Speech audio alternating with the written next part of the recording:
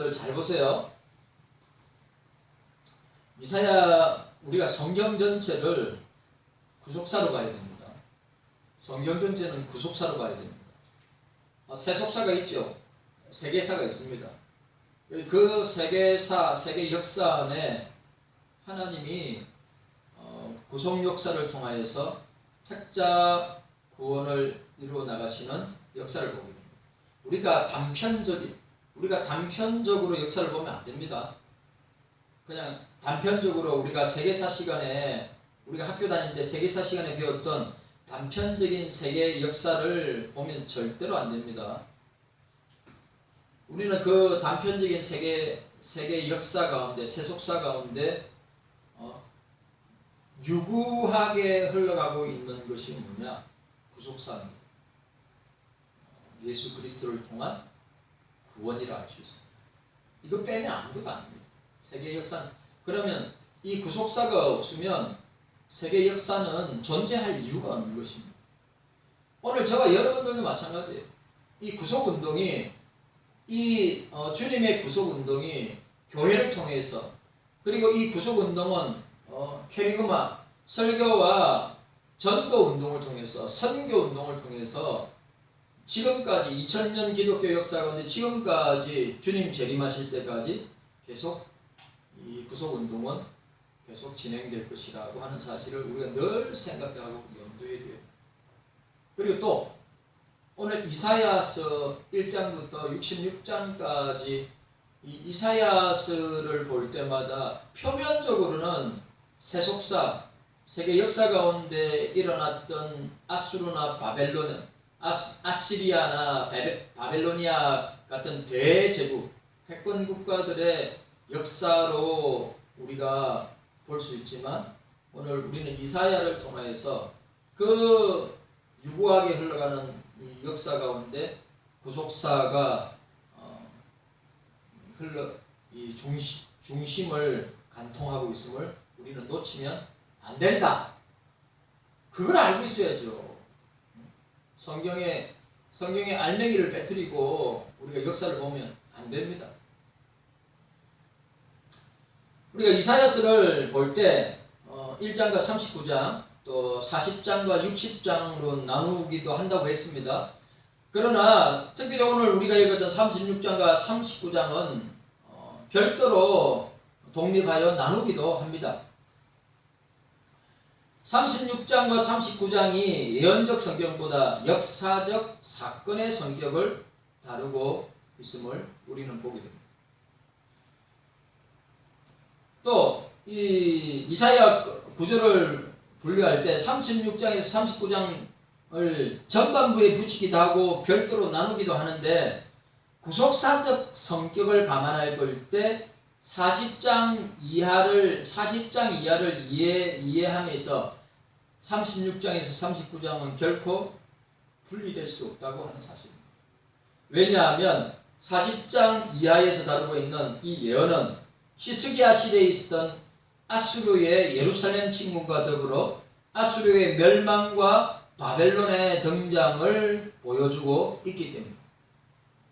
그리고 오늘 우리가 37장에 히스기야가 죽을 병에 걸리다가 기도함으로 낫는 장면을 우리가 보게 되는데, 요 히스기야는 상징적으로 메시아를 상징하는 히스기야의 죽음에 대한 선포와 치료는 바벨론 포로와 기한을 암시하는 예표적 성격을 가지고 있다. 타이플로지, 모형적인, 예표론적인 성격을 가지고 있다고 하는 사실입니다. 이사야는 그 예언의 성격상 1장에서 5장은 본서의 내용 전체를 압축하고 있습니다.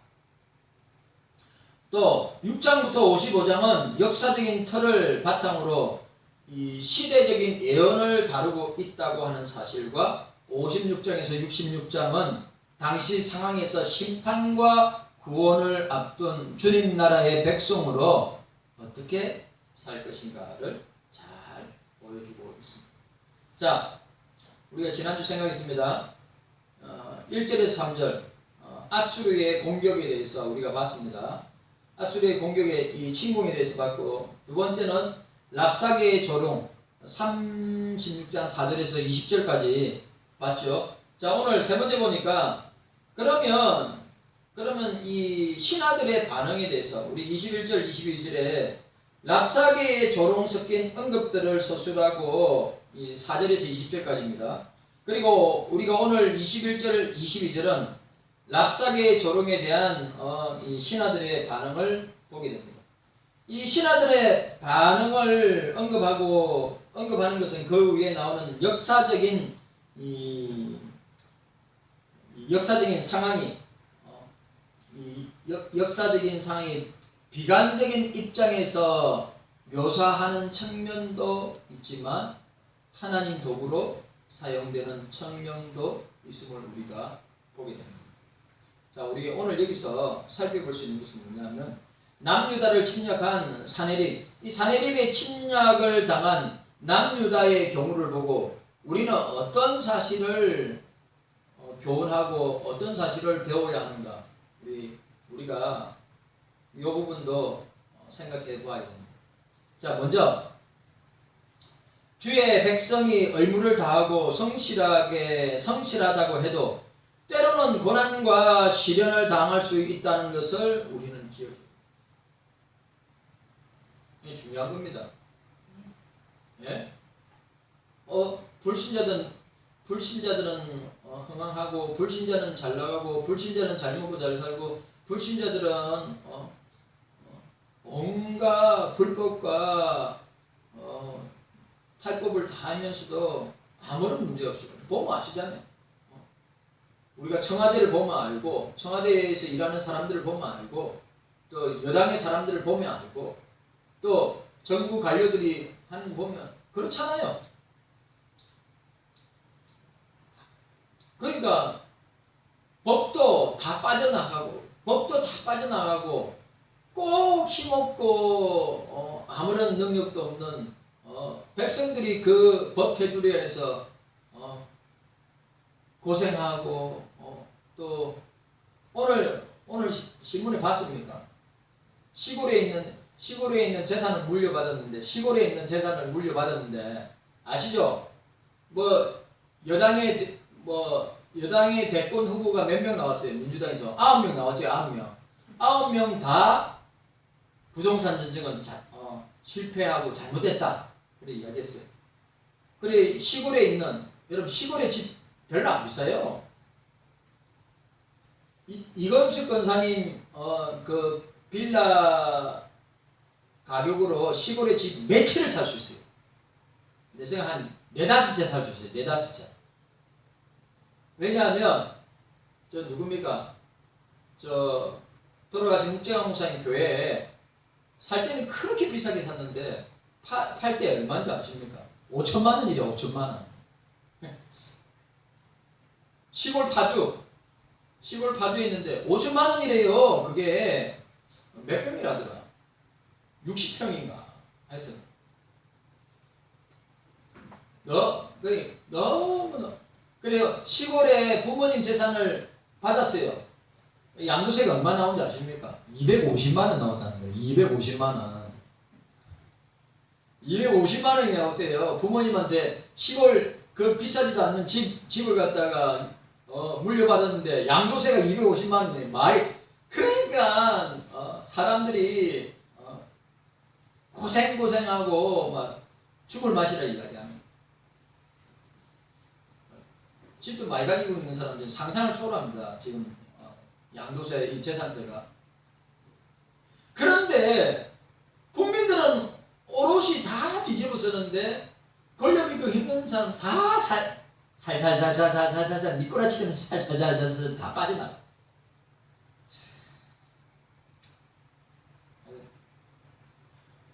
그래 오늘 제가 이야기했지만 우리가 주의 백성으로서 또 대한민국 백성으로서 의무를 다하고 성실하게 한다 하더라도 고난과 시련을 당할 수 있다고 하는 사실을 우리가 잊어서는 안 된다. 히스기야 왕은 나라를 위대한 종교개혁자입니다. 나라를 개혁시킨 중이었으며 그 백성들도 어느 정도 변화되고 있는 가운데 있었습니다. 그럼에도 불구하고 그때 남유다는 침략을 당하여 꽤 많은 지역을 이 아수르의 사내립이 유다를 황폐화시키게 되었다고 하는 사실입니다. 그들의 개혁하는 작업을 대하는 태도가 나태하고 열정이 식어가고 있는지 모르고, 그리고 그 중에 주저앉으려고 하는 그런 모습도 있었는지 모릅니다. 그럴 때 주님께서 그러한 시련을 내리심으로 다시금 새로운 이 의욕과 욕구를 불러일으키고 자극을 주실 것이다. 정신 차리기 위해서. 잘 보세요. 여러분. 저와 여러분들도 마찬가지예요. 우리가 직분도 잘 감당하고 사명도 잘 감당하고 주님의 교회도 잘 섬기는데 시련이 온다, 고난이 온다, 환난이 온다, 핍박이 온다, 유무형으로 내게 어려움이 온다 라고 할 때 생각을 해봐야 돼.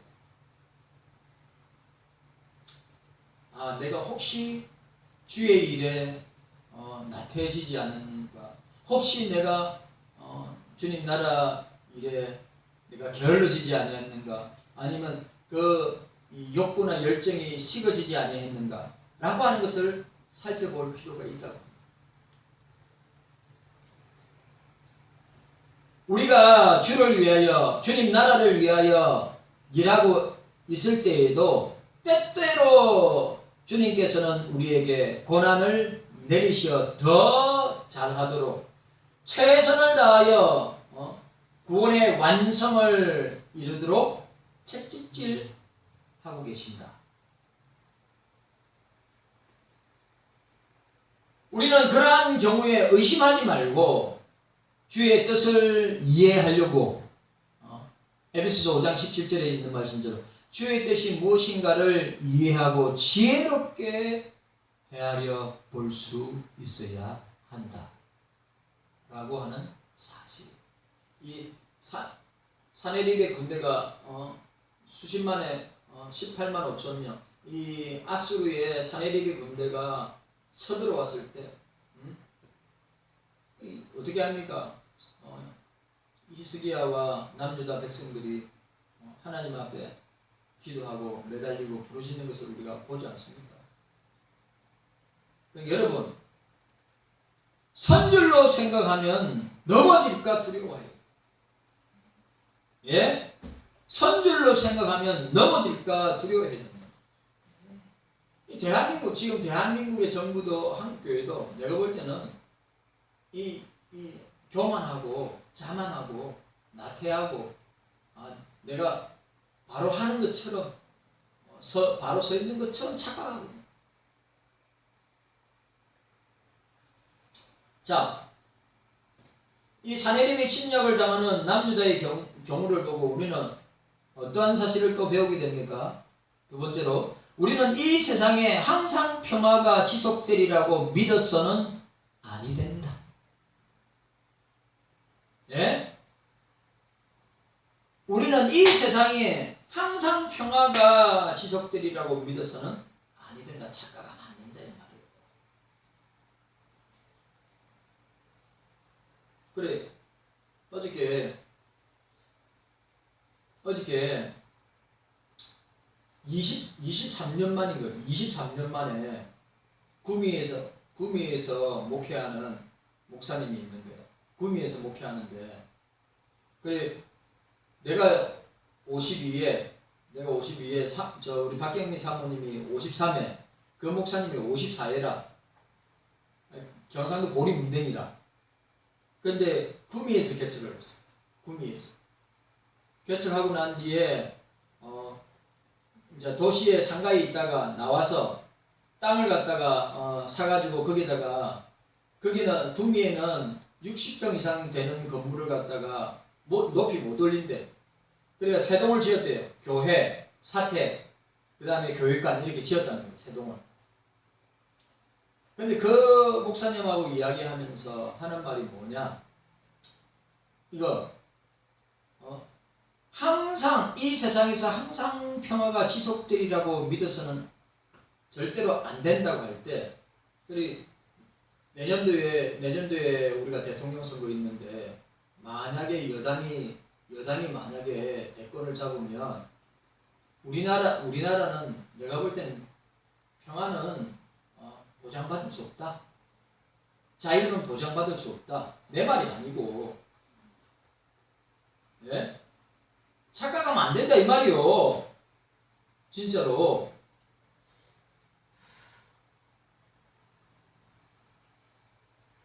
여당에 보세요. 지금 여당의 9명의 인물들 가운데 대통령 지도자가 될 만한 감이 있어요. 감이 있어요. 예?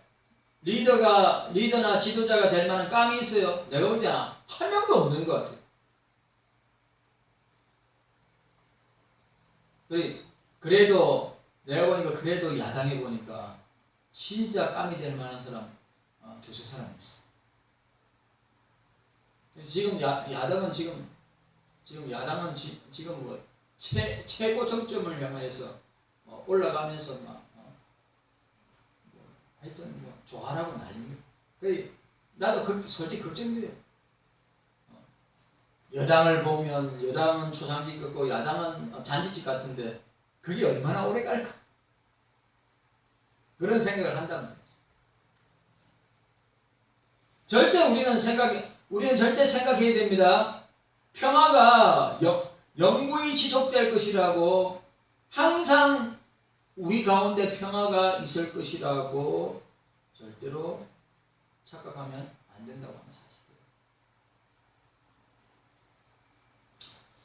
우리의 삶이 경과하여 절대로 옮겨질 수 없으리라고 가신해서 안 된다고 하는 사실입니다.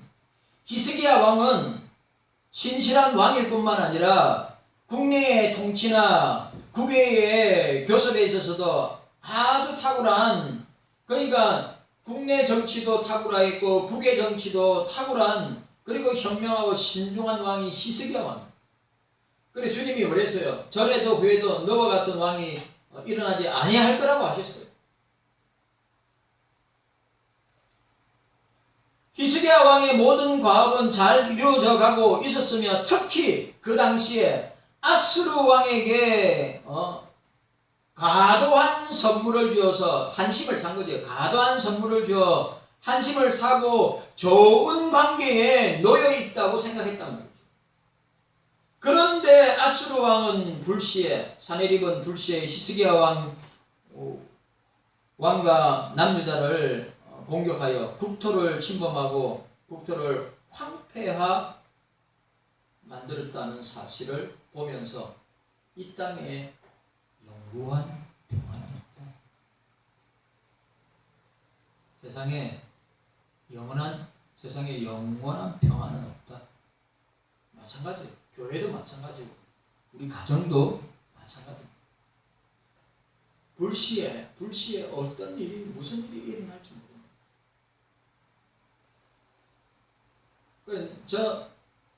솔직히 저는 김영철 권사님이 91인데 넘어졌다고 하니까 아이쿠나 큰일 났다.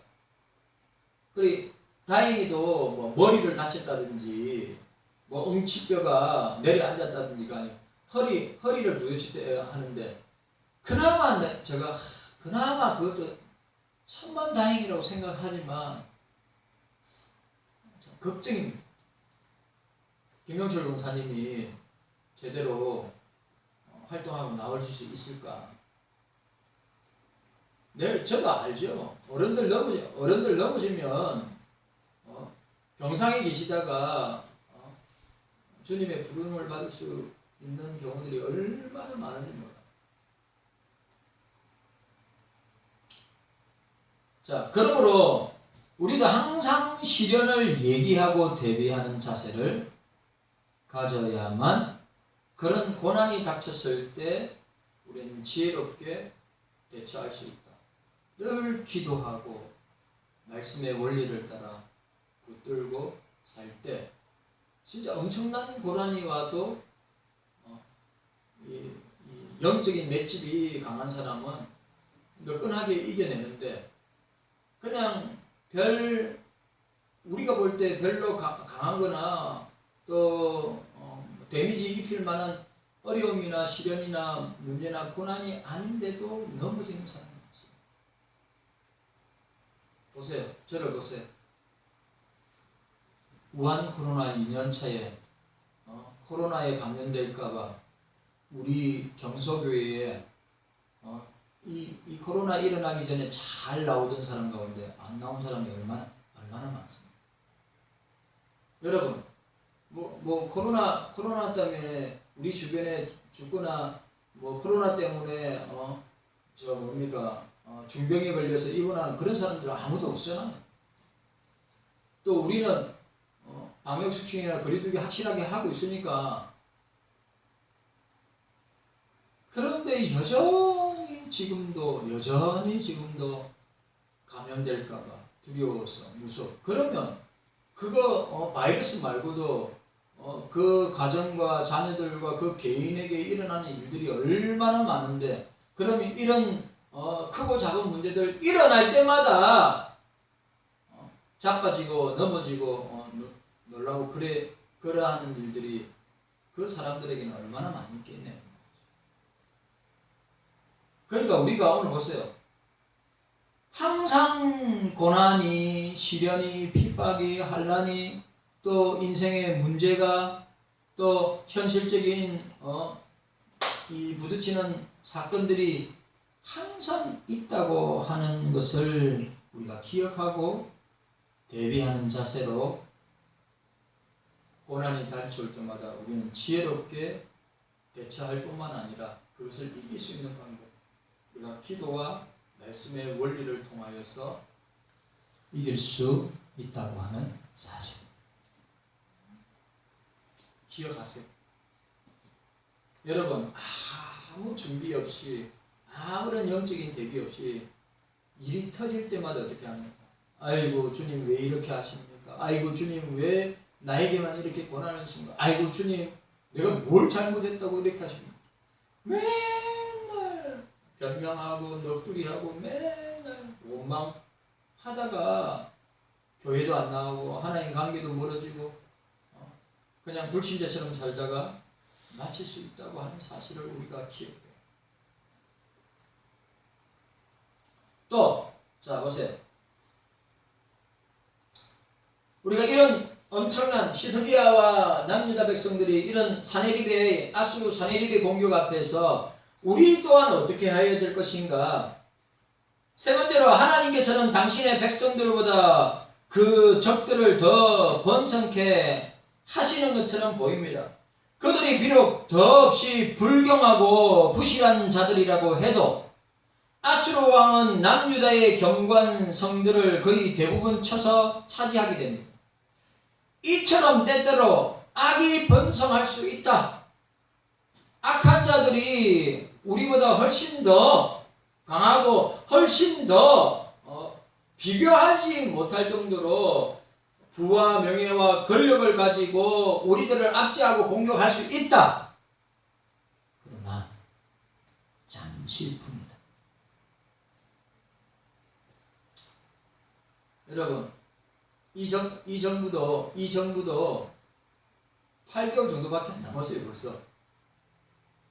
저는 솔직히 4년이 40년 같아요. 4년이 진짜 40년 같아요. 4년이 40년. 4년이 40년 같은데 이제 8개월밖에 안 남았어요. 그 정신 나간 정무수석이라는 사람이 역대 대통령 가운데 임기 말에 40% 나오는 대통령이 어디 있으면 비리가 없는 대통령이 역대 대통령 가운데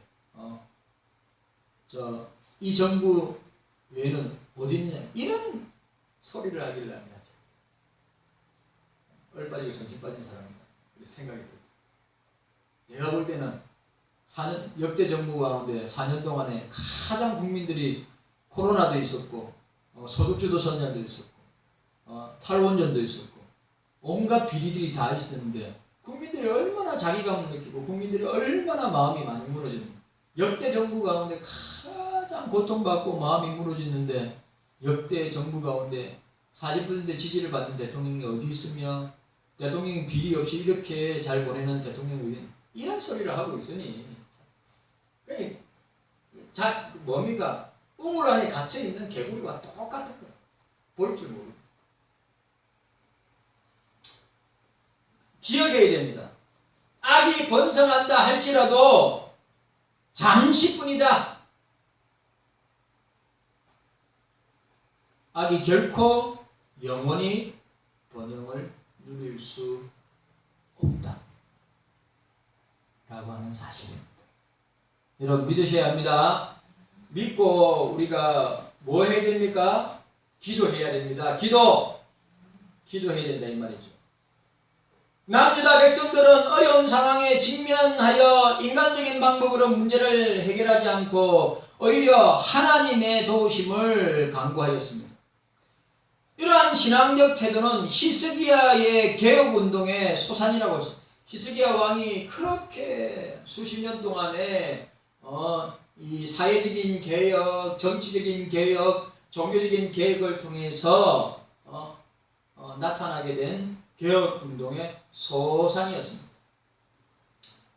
그는 제2기간 동안에 산당을 철저하게 타파하고 하나님께 드릴 예배를 회복하였습니다. 진짜 놀라운 사실입니다. 그 전에 왕들은 안 그랬다 이 말이에요. 그 결과 위기에 직면하여 하나님의 뜻대로 문제를 해결하려고 했으므로 멸망을 면케 되었다고 하는 사실. 만약에 그런 가정이 없었으면 멸망당했어요. 제가 볼 때. 아수르의 사네립한테 멸망당했다고 남유다가. 그런데 히스기야를 통해서 어떻게 해요? 그렇게 개혁을 통하여서 변화하려고 하고 하나님 앞에 바로 살려고 하고 또 하나님께 예배드리는 예배를 회복하기 위해 몸부림친 결과로 북이스라엘은 아수르의 멸망을 했지만 남유다는 아수르의 멸망을 당하지 아니했습니다. 또 중요한 건 결국 그래도 이사야서 전체를 볼 때 남유다는 바벨론이라는 대제국 앞에 멸망을 당하게 되는 것입니다. 36장을 통하여서 우리는 다음과 같이 우리는 교훈을 얻어야 됩니다. 자, 첫 번째로 하나님께서는 이스라엘 백성들에게 아수르의 침공을 허락하셨던 것처럼 택한 백성들에게 환난과 고난과 핍박을 당하게 하실 수 있다. 잊어서는 안 됩니다. 얼마든지 우리에게 그런 일이 일어날 수 있습니다. 두 번째, 우리는 여러 가지 위기 상황을 직면할 때 늘 주의 뜻이 무엇인가를 이해하고 헤아리면서 성경의 원리와 기도를 통해서 우리는 올바로 대처할 수 있어야 됩니다. 우왕좌왕하면서 어떻게 할 줄 몰라가지고 그냥 넉넉고 있으면 절대로 안 되고 우리는 기도와 말씀을 통해서 주의 뜻을 분별하여 이런 고난과 핍박과 환난과 고난 가운데서도 우리가 주님 앞에 바로 설 수 있어야 하는 것입니다.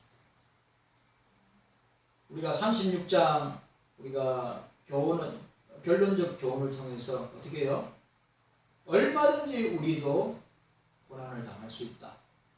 환난을 당할 수 있다. 핍박을 당할 수 있다. 우리 핍박 2년 동안 우리가 얼마나 핍박을 많이 당했어요. 우리가 2년 동안 얼마나 탄압을 많이 당했어요. 저 또 걱정입니다. 이제 오늘 총리가 나와서 어제 확진자가 1200명이래요. 이게 12월 달 이후 처음이라고 합니다. 그러니까 엄청 이제 강도 높게 사회적 거리두기 하고 단계 올리고 이제 또 주저앉아 교회를 탄압하고 핍박하고 압박을 가할 거라는 거죠. 그럼에도 불구하고 우리는 어떻게 해요? 얼마든지 우리가 이런 핍박과 고난을 당할 수 있다 우리는 주님의 자녀이기 때문에 주님의 백성이기 때문에 피해갈 것이다. 아니면 그런 고난과 핍박이 없이 하게 하실 것이다. 착각하면 안 된다 이 말이요. 히스기야 시대에 히스기야와 그 백성들이 종교개혁을 통해서 얼마나 하나님 앞에 바로 서려고 애쓰고 몸부림치는데도 아수르의 사내를 통해서 이런 어려움을 당하고 공격을 당했는데 우리 역시도 마찬가지입니다. 자만하면 안 되고 늘 우리가 교만해서도 안 되고 우리가 주님 앞에서 정신 바짝 차리고 기도와 말씀으로 깨어 있어야 하고 주의 뜻을 우리가 정확하게 이해하고 분별하여서 나아갈 수 있어야 합니다. 위기를 만났을 때 기도와 말씀으로 위기를 만났을 때 기도와 말씀으로 되느니라. 주의 뜻을 우리가 제대로 분별하고 대처할 수 있어야 합니다. 그런 여러분들 되시기를 주님의 이름으로 축원합니다. 간구하도록 하겠습니다.